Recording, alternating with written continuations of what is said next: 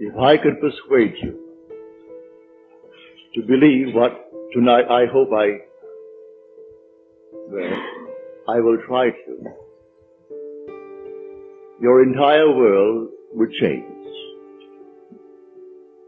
You hear the word God, the word Jehovah, the word Lord, the word Jesus, the word Christ, and you think of something other than yourself. One that is greater, one that you would worship. Tonight it is my purpose to show you that God and the eye of man are one. When you say, I am, that is the God of Scripture. Confined as you are, you think, how could it be? God created the universe and sustains it. And here I am, like a little worm, preschooled in 10 years, and then I vanish. But now let us turn to Scripture. We turn now to the 16th chapter of Matthew. And the question is asked of the disciples, the followers, those who have heard it. And he said to them, who do men say that the Son of Man is? And they reply, well, some say John the Baptist, come again. Others, Elijah. Others, Jeremiah, or one of the prophets. Then he said to them, but who do you say that I am? And the spokesman called Peter answered and said, thou art the Christ, the Son of the living God. And he said to him, blessed art thou, Simon Bar-Jonah, for flesh and blood could not have told you this, but my Father who is in heaven.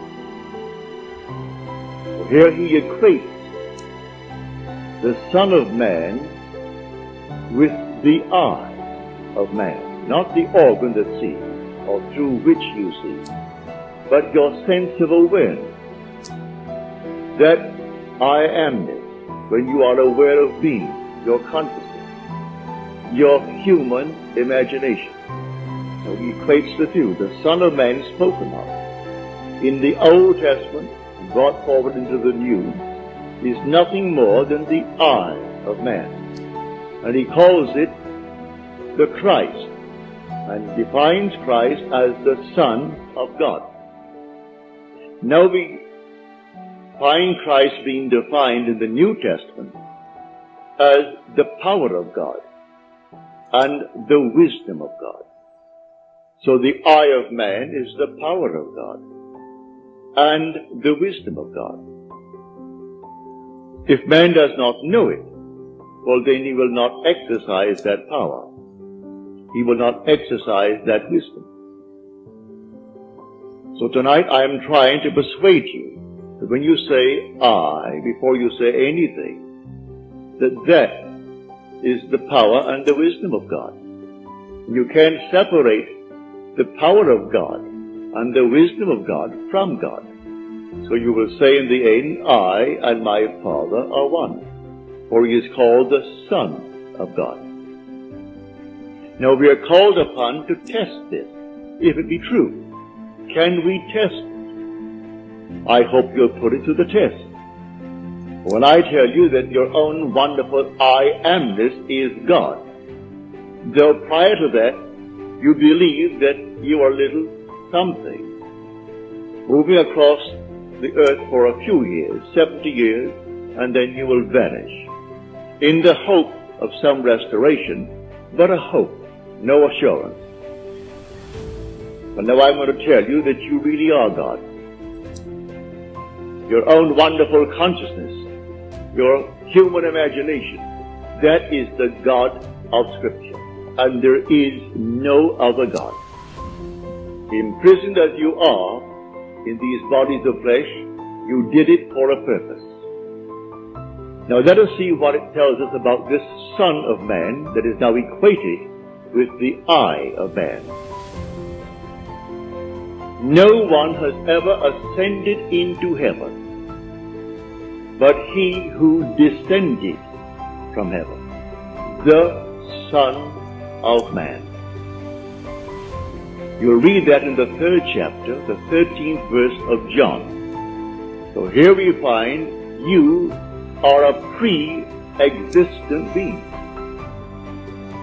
No one can ascend into heaven but he who descended from heaven, the Son of Man. Your ascension in the next verse, the 14th verse, is showing you how you ascend. As Moses lifted up the serpent in the wilderness, so must the Son of Man be lifted up. That's all imagery, and yet it is true. You descended into generation in a world of death where everything begins, it waxes, it wanes, and then it disappears. But there's something in you, clothed in this garment, that does die. That is pre-existent. And its home is heaven, which is harmony. You gave it up completely. You aren't pretending that you're a man. You descended into man. You became man. With all the weaknesses, all the limitations, all the restrictions of man, to experience this world of death and decay. There will come a moment in time that you will ascend from this restriction, taking with you the experience that is yours because of this restriction. And you will ascend in the same manner that Moses lifted up the serpent in the wilderness. That was an adumbration. That was a foreshadowing.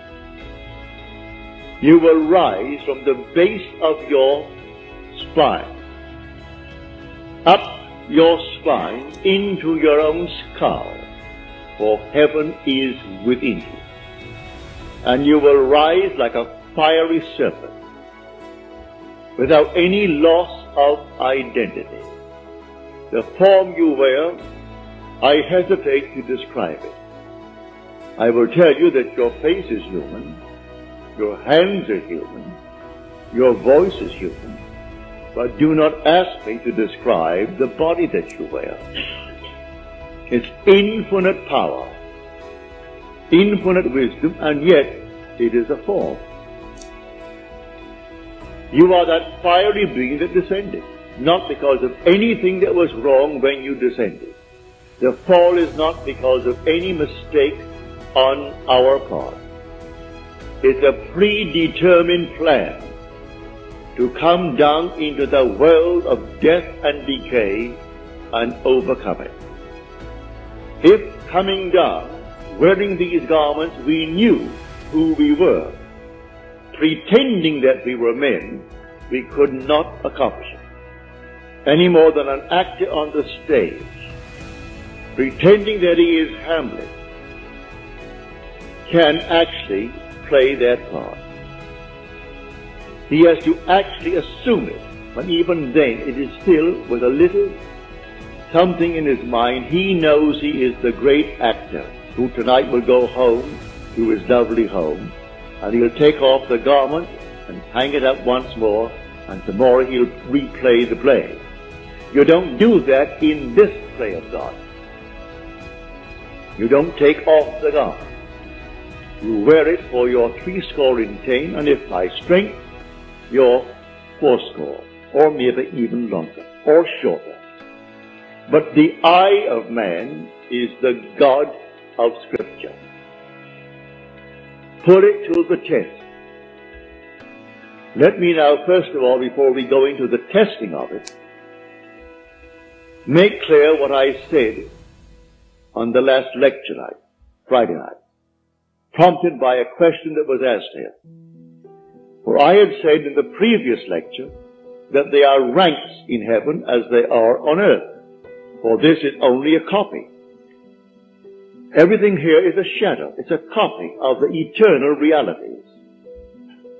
Believe me that when you say I, before you say I am John, I am Bill, I am this, I am that, I am the other, you are declaring yourself to be. And that sense of being is God. That's God. Now what are you going to put on it? All things are possible to God. All things. You could say now, as you're seated here, after first affirming that I am, you could then assume that I am, and you name exactly what you want to be. If you believe what I tell you about your own I amness, and remain faithful to what you have assumed, that assumption will harden into fact. When you pray in the true sense of the word, you do not pray to any external God. Everything He creates from within Himself. And this pattern, the individual awakens within himself. And who does it? The I of man. And that is God. Now tonight you can test it, as you're called upon to test it. Test yourselves and see. Do you not realize that Jesus Christ is in you? Unless, of course, you fail to meet the test. Examine yourselves to see whether you are holding to the faith. What faith? To have someone tell me that I am a Christian, or I'm a Jew, or a Mohammedan, and holding to that faith that they talk about? No. The faith that I'm talking about tonight. That your own wonderful I amness is God. Test it to see if you're holding to that faith. If you're holding to that faith, and all things are possible to God, you should be able to prove it in the testing. Having convinced myself through experience, I have come to the conclusion that because I am aware that I am, that is God. For if by Him all things are made, and without Him is not anything made that is made, and I start from scratch, only imagining a state, and then I boldly assume that it is real, that I am actually experiencing that state now, and then in the not distant future that state crystallizes in my world, well then I have found God. I have found the source of the phenomena of life. My only concern then is to share it with others and tell them, for they're all one. We are one. No one is greater than the other, not fundamentally. In his claims of what he is in the world of Caesar, he has more money, or he has so-and-so and so-and-so, but basically the same creative power in the man tonight behind bars serving life is the same creative power of the one who sentenced him to life. Is the same being. There is only one God. Hear, O Israel, the Lord, our God, the Lord is one. And the word translated the Lord is Yod He Vav He. Properly translated is I am. When you go unto the people of Israel and they ask you, what is His name? And you claim that the God of Abraham and the God of Jacob and the God of Isaac sent you. You say unto them, I am has sent me. That's my name forever. And by this name I shall be known throughout all generations. But man finds it difficult keeping the tense. And so he speaks of thou art, or he is. And he never actually comes down to the fundamental and knows that I am. I am the cause of the phenomena of my life, good, bad, or indifferent. I have to live with it and change my assumptions if I would change the world in which I live. But now, can I help a seeming other? I say you are myself pushed out. Can I help another? Yes, because there's only one. If your request of me comes within the framework of the golden rule, something that I would like done to me, then I can willingly help you. If you ask of me that which does not come within the frame of the golden rule, do not ask it of me. I grant you complete freedom to go elsewhere and go to anyone who will tell you they can do it in spite of what he said. Go ahead. But if anyone asks of me any request, all that I do is this. It's so simple. We are told in Scripture, whatever we ask of him, knowing that he hears it, it shall be done for us.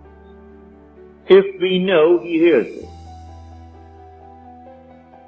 Well, can you imagine you seated here on the surface of your being, a rational being, knowing something that the depth of your own being that encompasses you doesn't know? So you know, and you think, well, he doesn't know. Well, read that in the story of Ezekiel. You'll read it in the 38th chapter. And these are the elders of Israel that went into the dark room. And they are carving on the walls all gruesome things. And they said within themselves, the Lord does not see us. And the Lord is speaking to his prophet Ezekiel.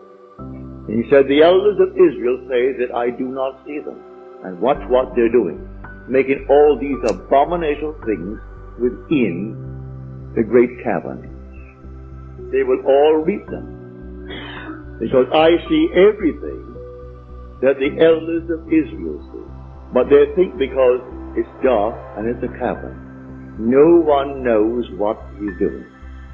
That God doesn't know it.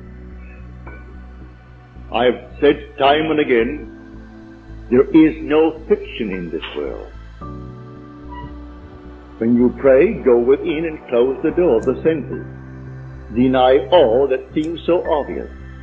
And your Father who is within will reward you openly. But commune with self, for you and the Father are one. So you commune with self. And what does he tell you? Exactly what was asked of you. He heard it, and he has all the ways and means that you on the surface of your being know not of. He will do it. You can ask anything of one if it comes within the framework of his code of ethics. Don't ask anyone who knows how to pray something that does not come within his golden rule. Do unto others as you would have them do unto you. Just as simple as that. And most of the requests would come within that rule. And so you simply hear it. And then you drop it completely. And in the depths of your own being, you're still hearing it. And the Father knows all means, all ways.